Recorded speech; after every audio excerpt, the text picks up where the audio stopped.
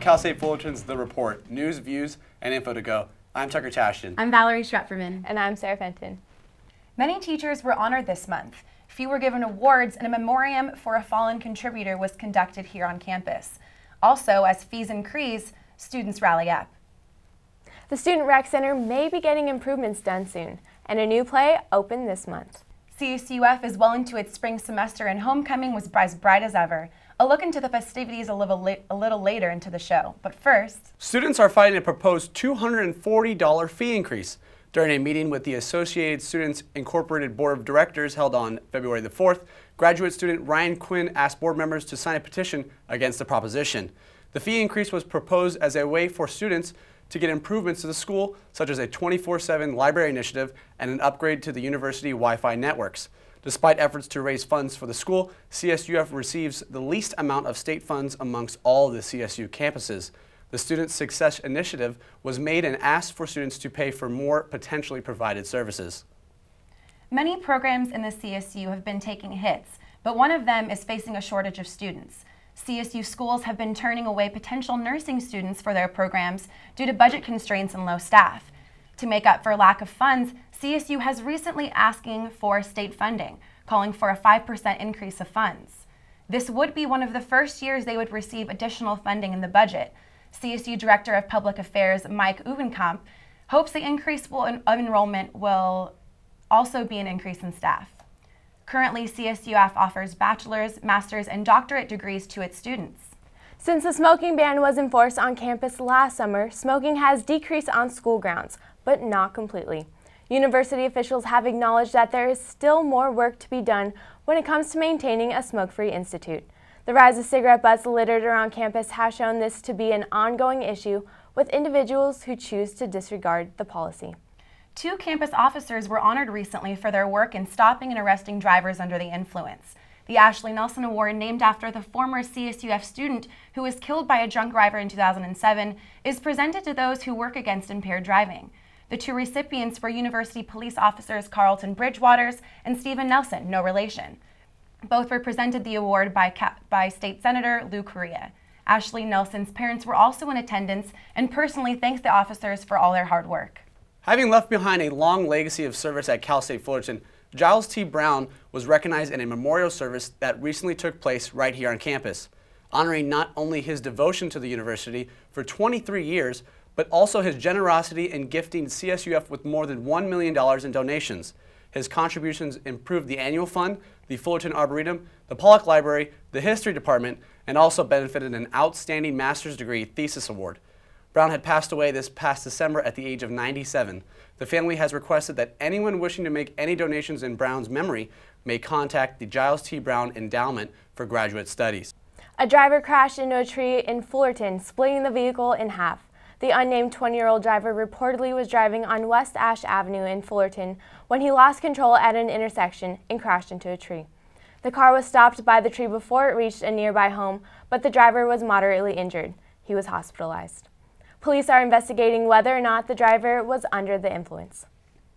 Fred Katz, the first jazz musician to incorporate a cello into the genre, and Cal State Fullerton professor, was honored last Sunday with a free concert at the Fullerton Public Library.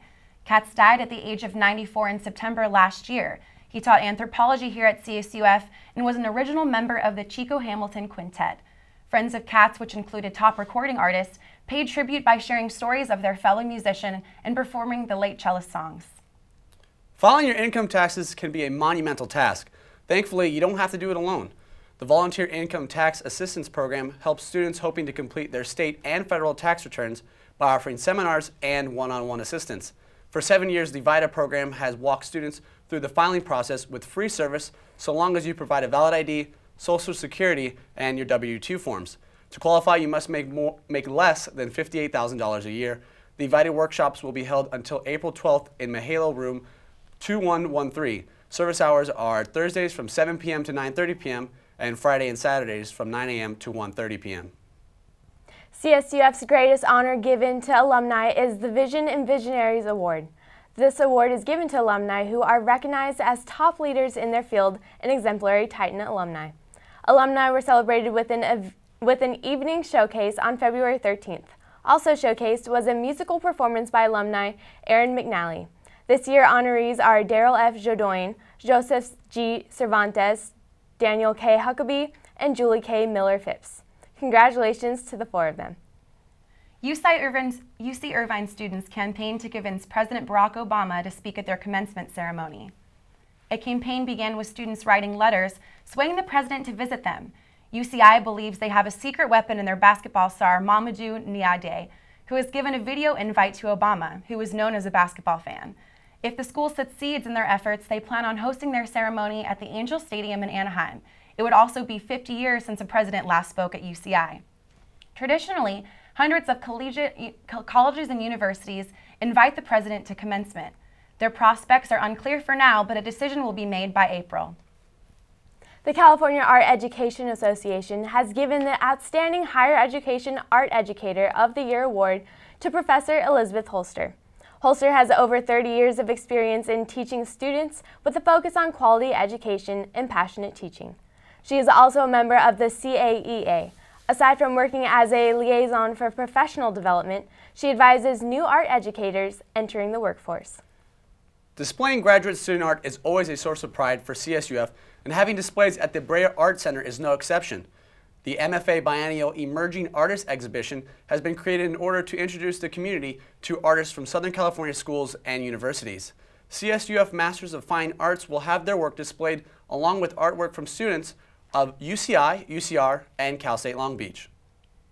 Dollhouse, the first production from the arts department, is now on stage. The play revolves around Nora, who deals with familial problems and unwanted romance and the keeping of a secret which can change her life forever. The show will run from February 21st to March 16th with tickets at $11.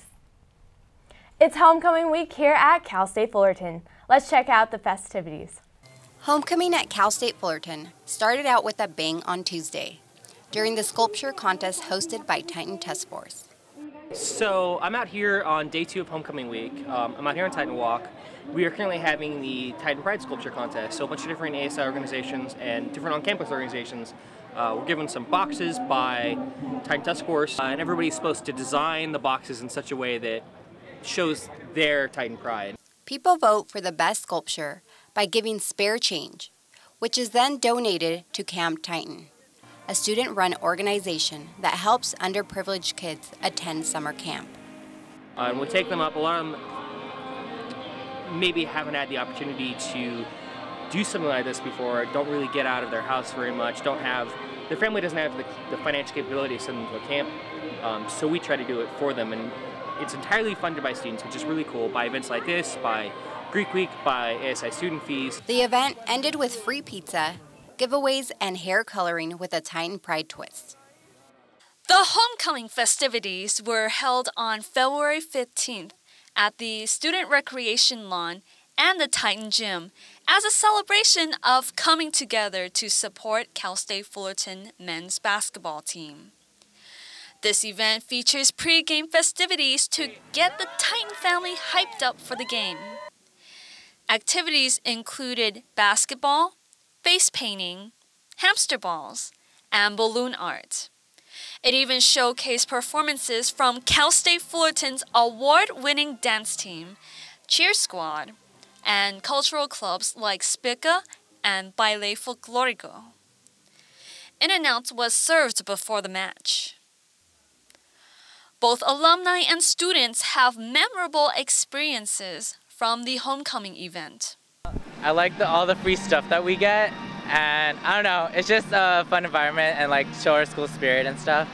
So yeah. Well, I mean, homecoming here, it kind of reminds me of high school again. So, you know, everyone kind of gets together, you know, and then kind of celebrate the festivities and all that stuff. After the pregame, Cal State Fullerton fans proceeded to the gym to cheer and support the men's basketball team. I'm here at the Titan Gym where students in orange and blue are cheering on for their fellow Titans as they face off Hawaii Warriors. And so far, they're in a close lead of 68-67 and hope their cheer will lead them on to victory. Go Titans! With a close game, Hawaii Warriors defeated Cal State Fullerton Titans 80-83. Win or lose, the Titan family grew strong, still celebrating the hard work of fellow Titans. The homecoming event will keep its tradition of keeping the Titan family together, whether student or alumni, through multiple games, free food, supporting our Titan team, and giving free giveaways like this Tuffy balloon. For more information on more homecoming events, you can go on their website below. From Titan TV, I'm Jessica Lau. CSUF President Mildred Garcia, University Chancellor Timothy P. White, and other CSU presidents are joining together to raise the value of a college degree among underrepresented youth. Titled Super Sunday, the event offers support and talks with African American students on how to prepare for their college experience. Members of the CSU system and the community come together in churches across the state every Sunday during the month of February. The event is now in its 9th year and going strong. More information about Super Sunday and the next meetings, please visit www.calstate.edu/supersunday. The Student Recreation Center is generally where most students on campus get exercising done, but the facility has met with some trouble recently. Titan Student Center, which maintains the SRC along with the TSU and Irvine Campus Fitness Center, has contracted a new preventative maintenance company to maintain the equipment found in the center. This includes repairing broken lockers, workout machines, and maintaining the televisions found throughout the building. The TSC governing board is run by students. They hold board meetings every other Wednesday from 2:30 to 4:30 p.m. in the TSU legislative chambers. A new exhibit is on display on the first floor of the Pollock Library. Titled Books That Made the Cut, the exhibit celebrates the connection between books and movies. The exhibit is presented in 2 parts. Part 1 showcases the books that inspired films. Part 2 displays books that are involved in other aspects of film, such as costumes and effects. Also included in the exhibit are age-appropriate movie posters. And don't forget, the Oscars will be broadcasted on March 2nd, 2014. Fullerton senior citizen was gifted a shopping spree at the 99-cent only store. Ivy Powell turned 99 on January 16th, so the Fullerton 99-cent only store gifted her with a 99-second shopping spree. Of course, she had family help her grab items during her 99 seconds of fame. The community came together to celebrate Powell's birthday as she swept through the store for her birthday bash. Powell has been a Fullerton resident for 20 years. George Kuntz might just lead our Titans to victory. The respected soccer coach has recently been appointed to the helm of the Titans men's soccer program. Coming from UCI, Kuntz hopes to turn Fullerton into a national contender. 12 of his players from UCI have gone on to play in Major League Soccer, and 3 others joining various U.S. national teams. Kuntz is excited to push Fullerton to the next level. Typically, most establishments are closed on President's Day, but not the Nixon Library. Annual President's Day celebration features plenty of interactive events such as taking photos with president reenactors and a concert from the U.S. Air Force Band. The event was open to the public and the first 100 guests received a free slice of cherry pie. Doors open at 10 a.m. at the Nixon Library in Yorba Linda. A bat was found near Fullerton College. The bat tested positive for rabies and a warning has been sent out. If anyone has been bitten with this or any bat, call the Orange County Health Care Agency. Once bitten by a rabid bat, the outcome is usually death unless treated early on. No word yet if another rabid bat has been found. People have been wondering what the mysterious numbers appearing around campus are.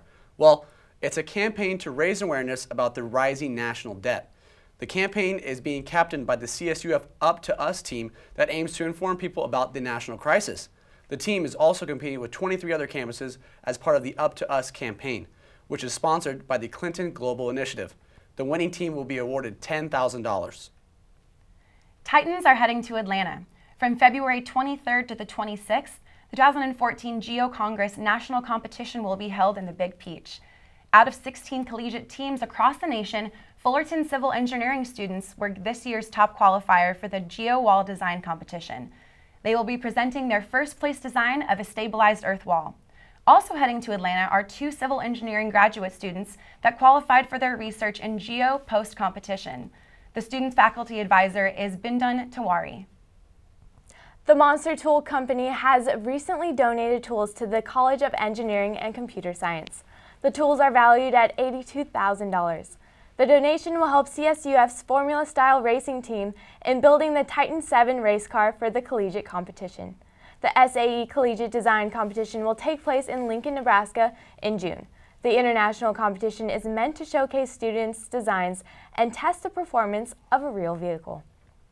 The Male Success Initiative pilot program aims to help first-generation and low-income males by empowering them with the skills and knowledge needed for success. Currently, the MSI program fosters 16 African-American members and hopes to expand to include more low-income first-generation students on campus. Now trudging into their second semester, the program offers mentorships and students with monthly guest speakers coming to talk in a public discussion. For more information, contact Program Coordinator Rodney Anderson at randerson@fullerton.edu. Fans of helicopters can see over 60 aircrafts at this year's Heli Expo. The expo will take place at the Anaheim Convention Center. Helicopters whirled in Fullerton and moved to Anaheim this past week. A featured event will be at the Rotor Safety Challenge, which is a series of 44 free safety sessions that's open to the public. Those who attend at least 6 safety challenges will be rewarded a certificate of recognition. The Heli Expo will take place from the 24th to the 27th of February. Well, that's it for this week's episode of The Report. Please join us next week for more news, views, and info to go. I'm Tucker Tashin. I'm Valerie Strepperman. And I'm Sarah Fenton. Stay fresh, Fullerton.